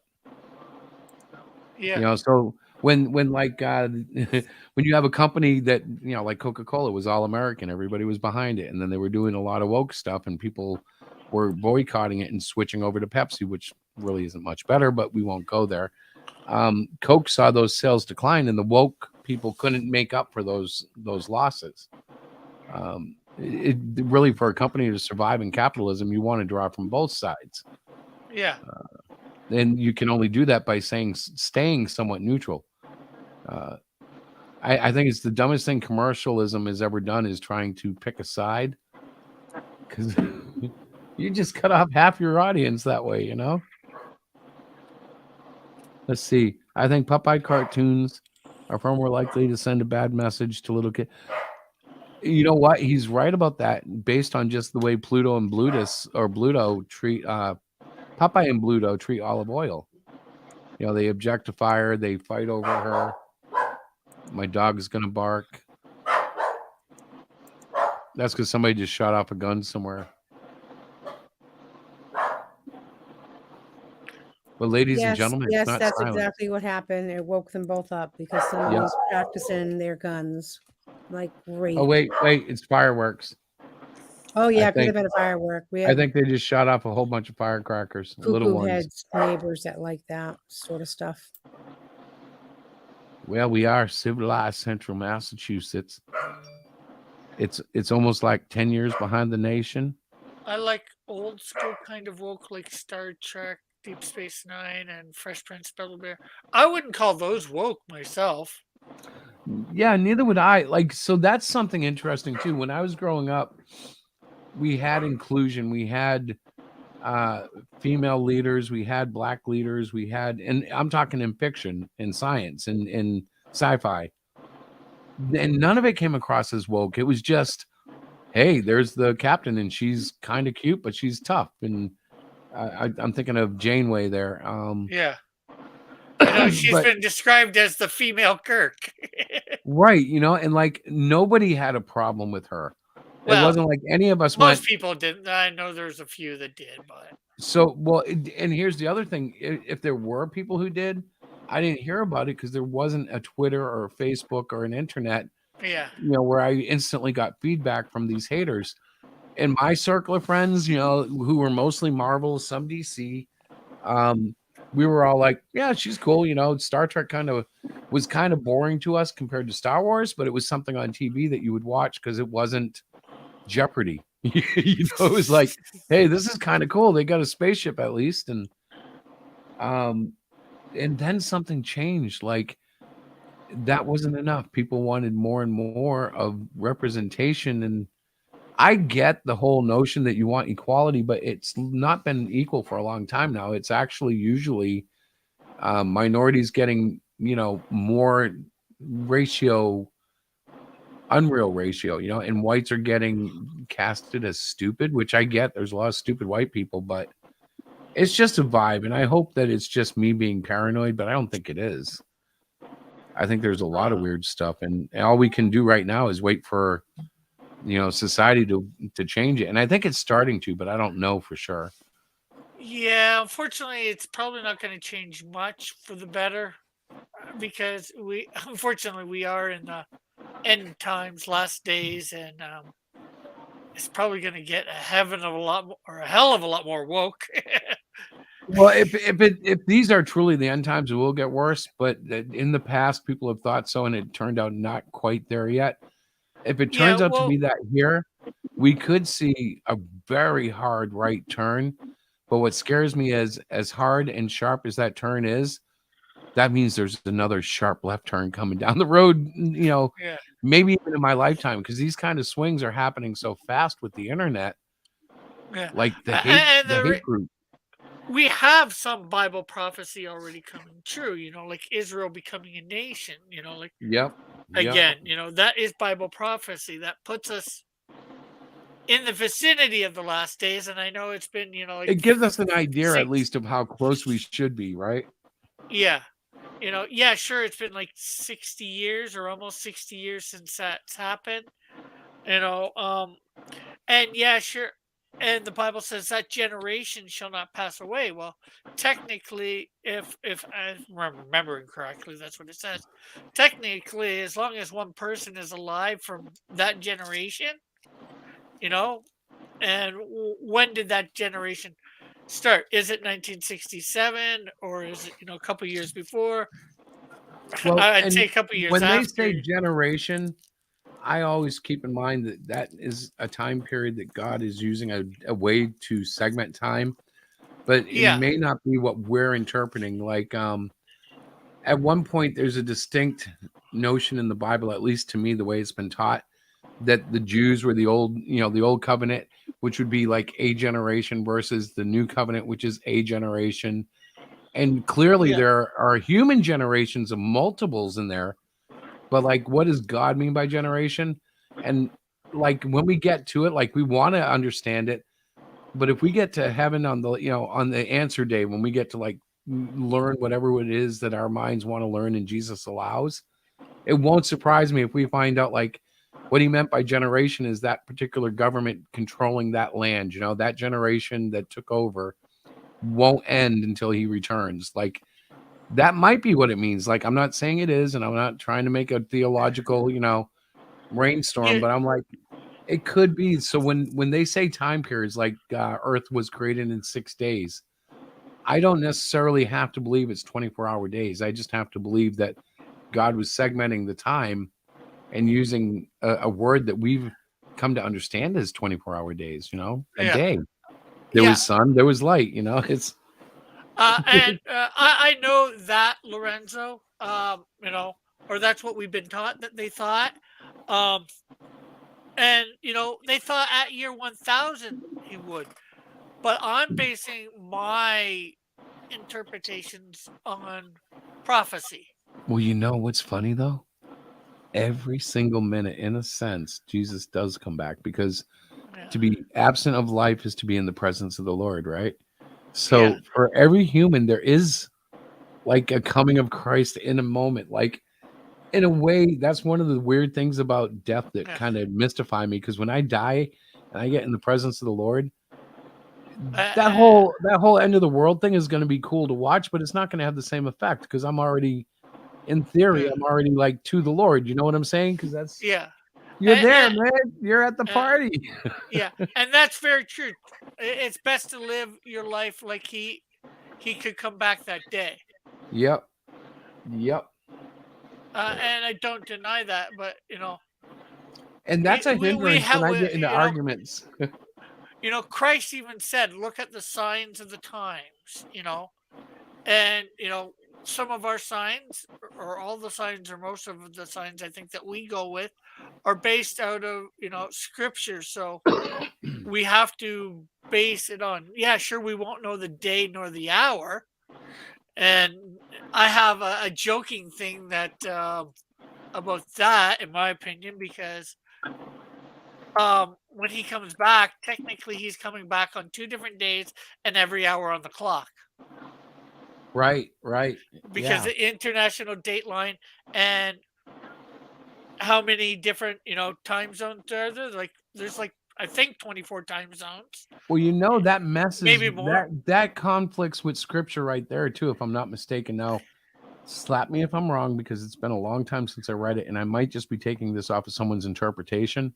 But at some point, the Antichrist, the evil one, whatever you want to call it, is supposed to try to mess with the calendars, the days, the dates, the hours, and the years.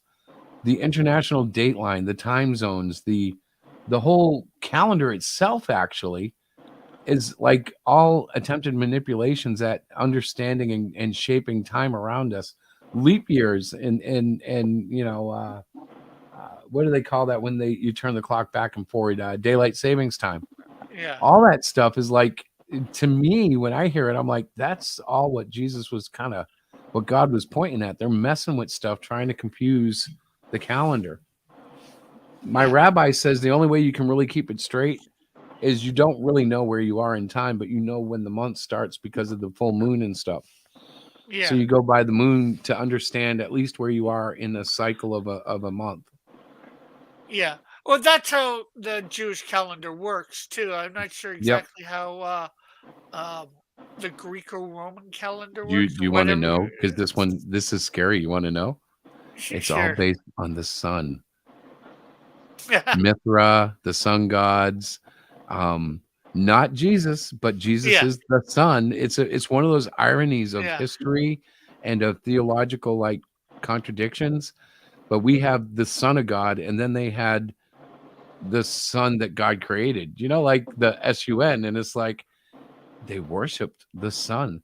And we have sun worshipers today in a sense, but like that was their God, like, and they had this whole character based around them. And when I studied it, there was a lot of room for questioning the Catholics and what we've been taught.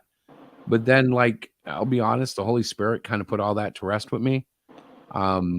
Everything I know about Jesus is okay because ultimately all blasphemies are forgiven except for blasphemy of the Holy Spirit. So to me, that's a safety net. If we're taught something incorrectly, as long as our hearts are right, God's not going to go, well, Jesus was left-handed and you thought he was right-handed. So, you're going to go to hell. It's not like that. It's not. Yeah. Because it can't be about us being perfect, even about our understanding. It can only be about us submitting to his salvation. Our theology will never be perfect until we reach heaven. And of course, theology is, I believe, the study of God. Yeah. So And that's why we have like 23,000 churches, because everybody has their own little take. And to be honest, that's kind of why I moved away from church, because I had my own little take, and it became almost like too much of a burden to bring to a church. Like I hated being the guy who was, going to bring down the conversation that others were having, like, because I couldn't sit there and listen to people talk and not say, well, I think he was wrong when he said that. I think it meant that. I didn't like that. Even if I thought I was right, I didn't want to be that guy, because people are still getting whatever God gave them out of it, Yeah. Well, the Bible says, "Come, let us reason together." I know what you're talking about is more reason together. Now, No, when I got into it, though, Rick, the problem was I wasn't reasoning. I was like, no, as a matter of fact, you all are wrong. Like I didn't reason. I didn't, perhaps you should consider. No, I was like always the a-hole who's like, clearly the pastor doesn't understand what the context of that scripture really means. It's like, who do you think you are, dude? And even if I was right, they're right. I should have just kept my mouth shut or waited for an appropriate time, not necessarily launching in when somebody's talking about how beautiful they thought the service was, That's not the time to correct people. Uh-oh. Hey, I need like 3 minutes. My dog needs to pee. I'll be right back. You can't go. I have to, because I know Diana won't do it if I don't. And I don't want pee on the rug. I'll so go. I'll be right. No, I'm teasing. You don't have to go, Diana. Oh, she said she'll go. Wow. I was going to be nice. I was going to be like the man about it. That's sweet of her. So talk about something, Rick, or else I would go on and on for nothing. Just the whole dog thing, I guess, interrupted the flow. We should take guesses on what Terry's eating right now. I'm guessing he's having dinner. You're not interested in the Super Bowl at all, are you? Not really. Yeah, that's this Sunday. Uh, Is it 10 after 5, Diana? No, it's 6 after 5. I guess that's a bad thing. yeah, we started about half an hour late too, so Yeah. I'm just going to finish up a little sketch in here. And this one doesn't really matter. This is just a fun sketch. I do too much way detail for a manga. Well, I've found that a lot of the manga is very detailed. Like there is a lot of room for personalization and style that I didn't realize. Like when I think of it, I actually picture more like the anime, and then when I look at it, I'm like, there's a lot of expressive different styles there. Like they all follow the same basic pointed chin, wide eye type look, but then there's like variations in it. I guess it's kind of like when people look at race, like they'd say all white people look like this, but really we all know there's great variations in each race. There's the stereotypical idea of what they look like, and then the reality that we all have slightly different eyes, slightly different noses. All those details vary. And in their art, like I wish I could interpret their names, because sometimes I see it and I can't read the name, so I don't really know who I'm looking at. I can only go, that's badass. And the other thing is, I should have done Man Guy in black and white, because I still want to do a black and white. Yeah. But it's scary. Oh, 'Cause black and white. Go ahead. what I'm gonna do is I'm probably gonna end up coloring this, and then there's something that I can make this all grayscale, Yeah. like transform. I'm not sure where it is. Well, you could turn the whole color profile to grayscale, and Yeah. that'll give you some, like a sense of the grayscale. Yeah, Like it'll that's give you grayscale. Yeah, like a black and white broadcast. and I probably won't do too much. I'm not sure whether I should do too much shading or not. That's always the thing with black and white. Like, how much is like going to carry the picture? Do you want to go? Because you don't want to go too heavy, and you don't want to go too light. It's like one of those contradictions. That's what I guess makes a really good anchor, because they just have that feel instinctively.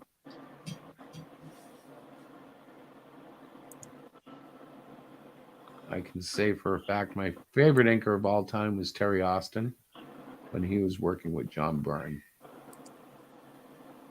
Like, I'll have to figure out what it is that where I can go to change this whole thing to like black and white. I used to know, but I haven't used it that often, so I end up forgetting.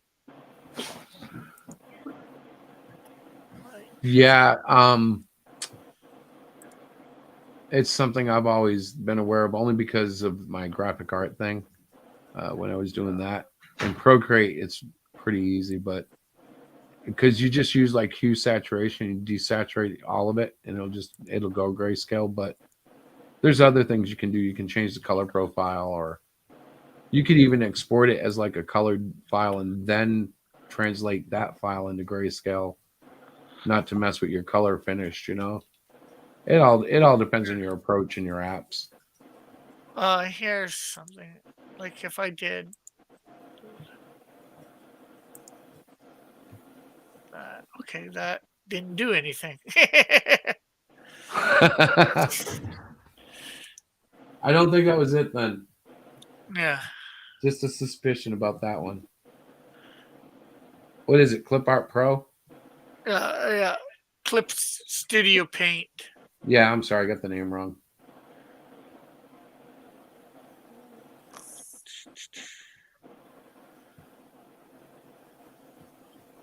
Dun, dun, dun, dun, dun. Convert layer.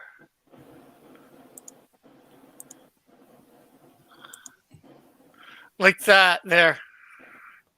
Oh yeah. Yeah. Yeah.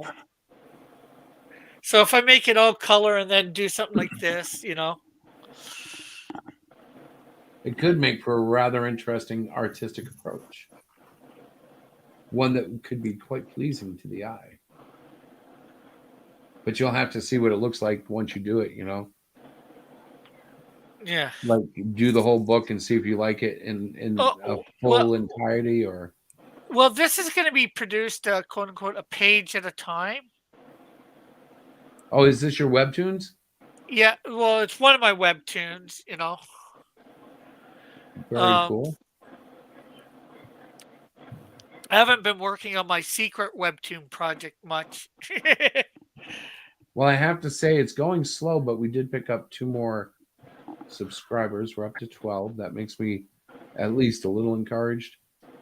Yeah, I haven't picked up any lately. I think I subbed to yours. Yeah, And really, if I knew any other people on Webtoons, for sure, like if I had their addresses, if anybody wants to swap subs, in other words, I'm always available for that. I think, like, I don't understand. Webtoons is entirely free unless people decide to pay for it.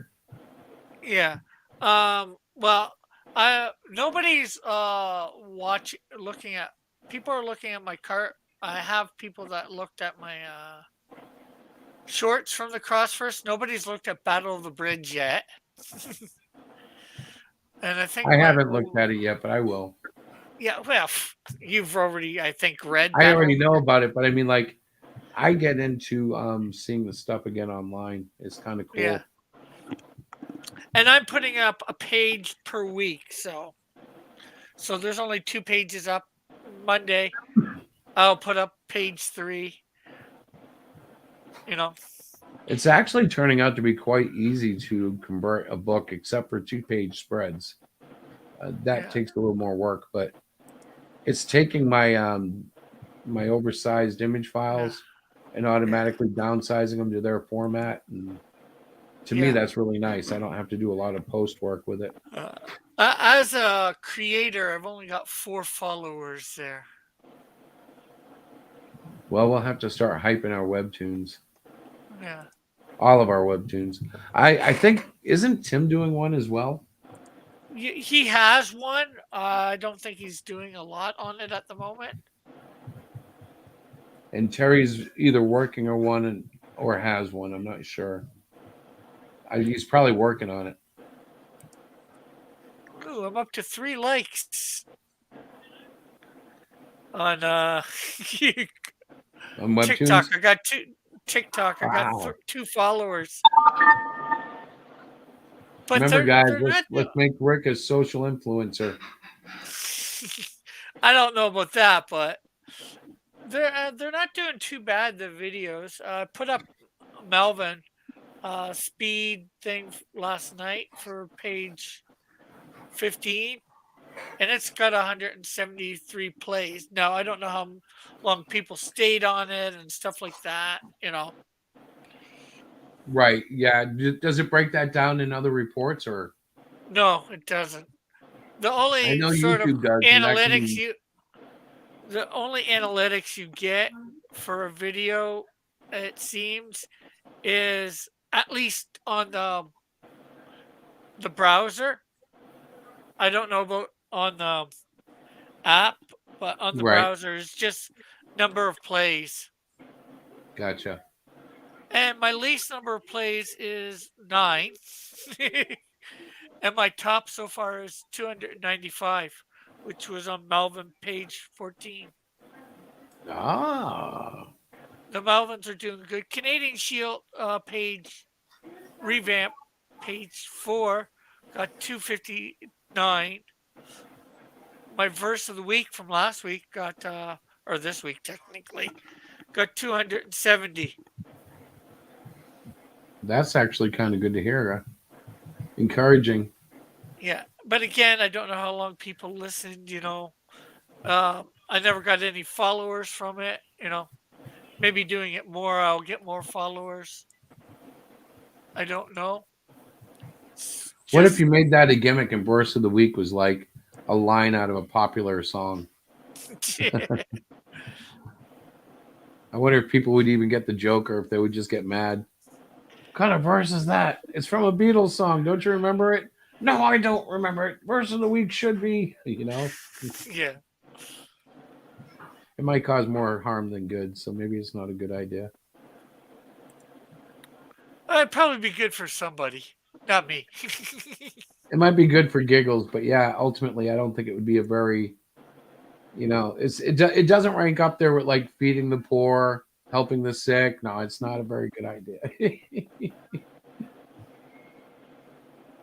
I imagine comedians might be bored in heaven if jokes have to be like too sterile. Actually, they'll just find better ways to express their talents.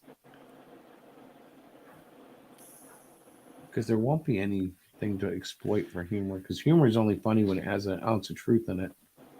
So they say. It's going to be hard to know how certain things are going to be in, eternity. And I say that because technically, I guess it depends maybe on how you think of heaven, but we are not going to be spending eternity in heaven. Right. We are going to be spending eternity on the new earth in the New Jerusalem with Jesus. Yep. That could be, in a sense, considered heaven, because it's just going to be so Yeah, but the mind-blowingly vast awesome. confusion about what heaven is and where it is and what that means to us is it varies widely. You're right. Yeah, but most people, when they think heaven, they think God's throne room or the place where God resides in the sky. Although technically, I guess since God's going to reside there, that could again be considered heaven because of that. Well, we all know heaven is at the end of the golden escalator. St. Peter sits at a podium in front of a gate and checks your name. And if your name's not on the list, the cloud opens up and you fall all the way into hell, where there's a pitchfork and a pot. And you try to get out, and the devil laughs and keeps putting you back in. And this was proven on Tom and Jerry. I believe the year was 1947, when Tom suffered the great injustice of not being good enough to go to heaven. Actually, I quote it like that only because for a short period of my childhood, I actually thought that was like pretty much how it worked.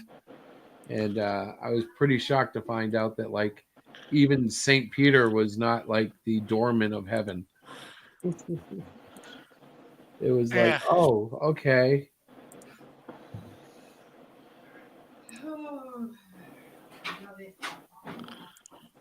I don't know. Did you ever see that episode? I probably did, but Tom spends most of it trying to get Jerry. Actually, wait a minute. Jerry's the cat, right? I don't know. Well, the cat spends most of it trying to get the mouse to sign a certificate of forgiveness. And if he could get it to sign it like in so many minutes or hours, he wouldn't have to go to hell. And it ends with the mouse trying to sign it, and the pen is out of ink, and the clock runs out. And so the cat goes to hell, and all of this stuff starts happening, and he wakes up, and there's an ember from the fireplace that fell on his tail, and is supposedly all a dream. Like it was like, that was weird. But back then they did crazy cartoons like that. Yeah.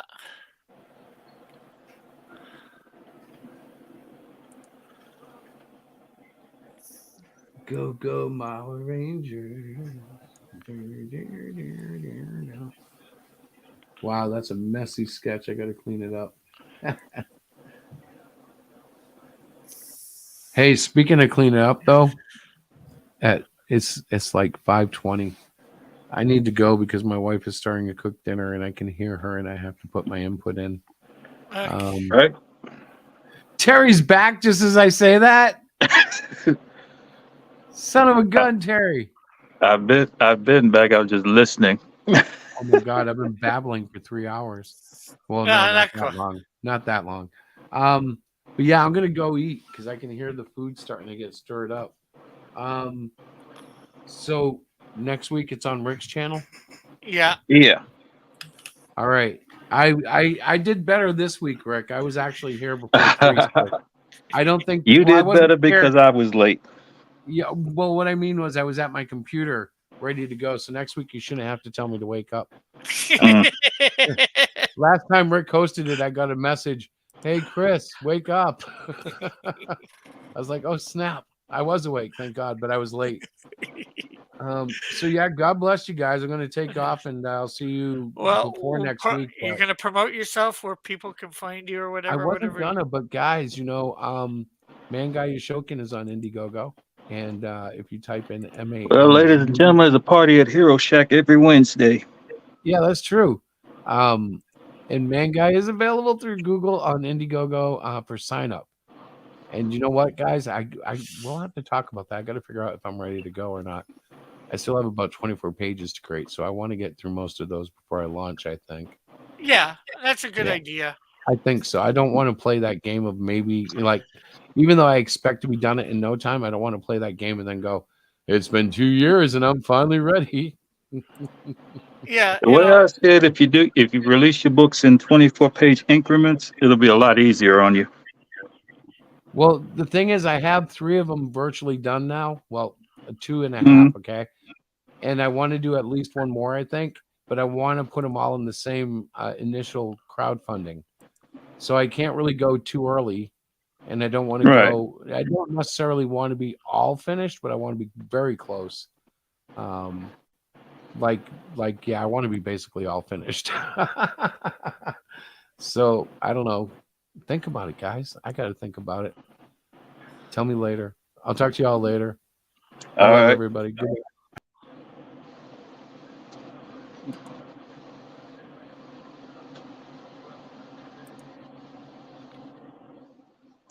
Okay, Crook. What about you? I Remove guess Diana. As well. Welcome I'm back, sorry. Terry. I thought you were gone. No, I was actually walking the dogs and I had to go walk them quickly. But I'm going to head out because I do want to finish my paper before midnight so I can have tomorrow not doing any homework and just enjoying the Super Bowl, and for teams that are not playing that I don't really care, but it's kind of like tradition. You got to just sit and watch it. So I'm going to pick the team that has the best colors. And what? Diana. No, I'm not. You're I not. made the dogs dinner. No. Diana. What? You're missing the point. Most women watch the Super Bowls just to do that. Well, That's yes, that was exactly. a But long time tradition as to why women watch Super Bowl if they're not well, into the game. no, I actually, if the Patriots are playing, which is obviously our team, New Englanders, then I would be totally cheering for the Patriots. And I know enough about the game that I do get into it. But Okay. when it's a team that's not necessarily a team that I know, it's more about, okay, I'm going to go. And it's usually I pick whatever team Chris doesn't want so we can have a little bit of sparring throughout the game. But anyway, I am going to go because I got to finish this up. But it's been very nice watching you guys draw and hanging Yeah. out. And hopefully, sooner than later, I'll actually be able to participate in this, like in finishing my little character I started. So you guys have a great night. And All right. maybe we'll see you on Wednesday. All right. See you at the party hopefully- on Wednesday. hopefully Tuesday, Tuesday. What's Tuesday? my show at 10. Oh, yeah, that's right. Chris goes to your show. I'm usually in bed. That thing is at 10 o'clock. I'm like, yeah, I'm going to bed now. That's it. But at any rate, you guys take care, and I will see you guys next week sometime. Okay. Okay. All right. Bye. And I guess that means it's my turn to sign off.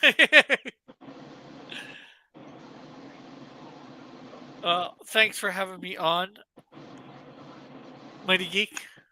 You there? Okay, I'm all by myself.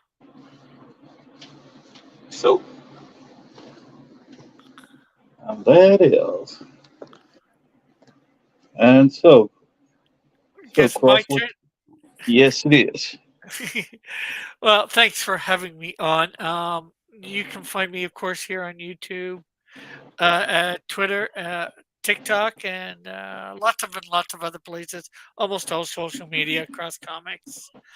So, and we'll be back next week on my channel. And like I was just saying to Diane, I have a live stream on Tuesday nights at 10 o'clock Eastern. So I guess we'll hopefully see a bunch of people there on Tuesday. Mm-hmm. And if not, hopefully here on the draw along next Saturday. So we'll catch everybody later. And we'll be on your channel, right? Yes, Cross Comics. Thanks for coming. Okay. And join us next time for more shenanigans in art.